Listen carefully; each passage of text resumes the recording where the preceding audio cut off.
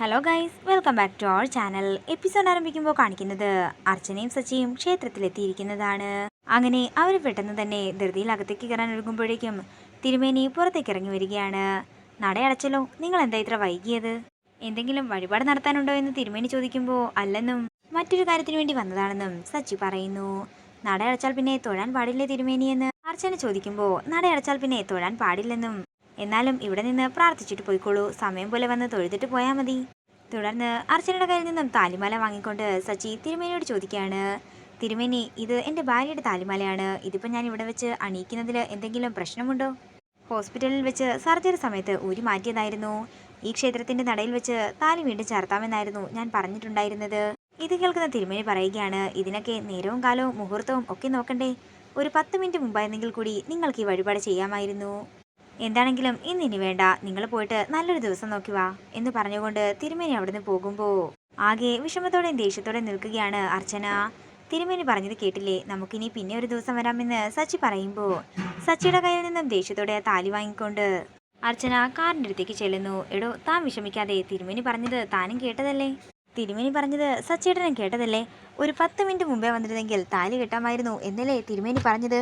താമസിച്ചത് ആര് കാരണമാ? സച്ചേട്ടൻ കാരണം തന്നെയല്ലേ എന്ന് അർച്ചന വിഷമത്തോട് ചോദിക്കുന്നു. ആ ഡോക്ടറോട് അത്രയും സമയം സംസാരിച്ച് സമയം കളഞ്ഞില്ലായിരുന്നെങ്കിൽ ഈ സമയം എൻ്റെ കഴുത്തിൽ താലി ഉണ്ടായേനെ.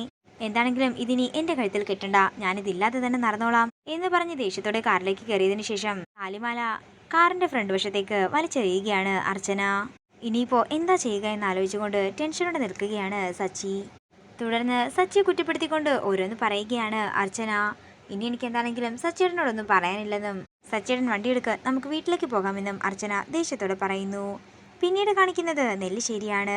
പിന്നീട് കാണിക്കുന്നത് സ്നേഹയും ധനുഷിനെയുമാണ്. ധനുഷിനോട് അല്പം നേരത്തെ വരാനും നമുക്കിന്ന് ഫിലിമിന് പോകാമെന്നും സ്നേഹ പറയുമ്പോൾ ഇന്നൽപ്പം തിരക്കുള്ള ദിവസമാണെന്നും എന്നാലും നിനക്ക് വേണ്ടി ഞാൻ ശ്രമിക്കാമെന്നും ധനുഷ് പറയുന്നു. അങ്ങനെ അവർ സംസാരിച്ചു കൊണ്ടിരിക്കുന്ന സമയത്ത് ധൃതി പിടിച്ചോടിയെത്തുകയാണ് അനഘ.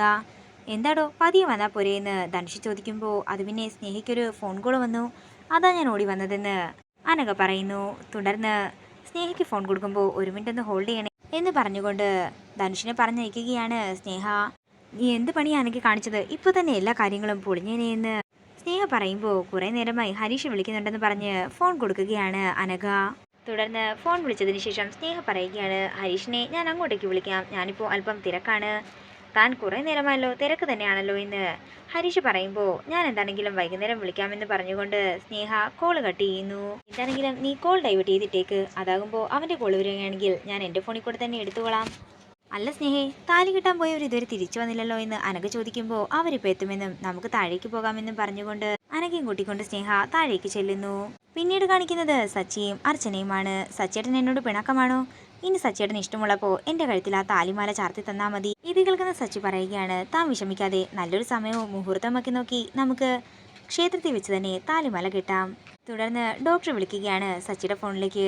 കോൾ കട്ട് ചെയ്യുമ്പോൾ ഞാൻ നേരത്തെ അങ്ങനെയൊക്കെ പറഞ്ഞതുകൊണ്ടാണോ ഫോൺ എടുക്കാത്തതെന്ന് അർച്ചന ചോദിക്കുന്നു. നേരം രാത്രിയാകുന്നു. പിന്നീട് കാണിക്കുന്നത് അവന്തികയും അനിരുദ്ധനെയുമാണ്.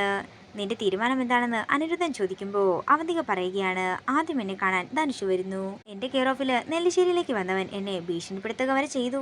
ഇപ്പോ സേതുമാധവൻ വിളിച്ച് അമ്മാവനോട് സെറ്റിൽമെന്റിനെ കുറിച്ച് സംസാരിക്കുന്നു. എന്താ ഇതിന്റെയൊക്കെ അർത്ഥം? ഇത്രയും പെട്ടെന്ന് എല്ലാ കാര്യങ്ങളും നടത്തിയാലേ അവർക്ക് സന്ധ്യയുടെയും നന്ദന്റെയും വിവാഹം നടത്താം, അത്ര തന്നെയെന്ന് അനിരുദ്ധൻ പറയുമ്പോൾ അവന്തിക പറയുകയാണ്, അതൊന്നുമല്ല, അവരെന്നെ വല്ലാണ്ടങ്ങ് ഭയക്കുന്നുണ്ട്. ഞാൻ എന്തെങ്കിലും ചെയ്യുമോ എന്നുള്ള പേടി കാരണമാണ് അവർ ഇങ്ങനെയൊക്കെ ചെയ്യുന്നത്. ഇത് കേൾക്കുന്ന അനിരുദ്ധൻ മനസ്സിൽ പറയുകയാണ്, അത് ശരിയാ, ഞാനും ഇവളെ പേടിച്ച് തന്നെയാ ജീവിക്കുന്നത്.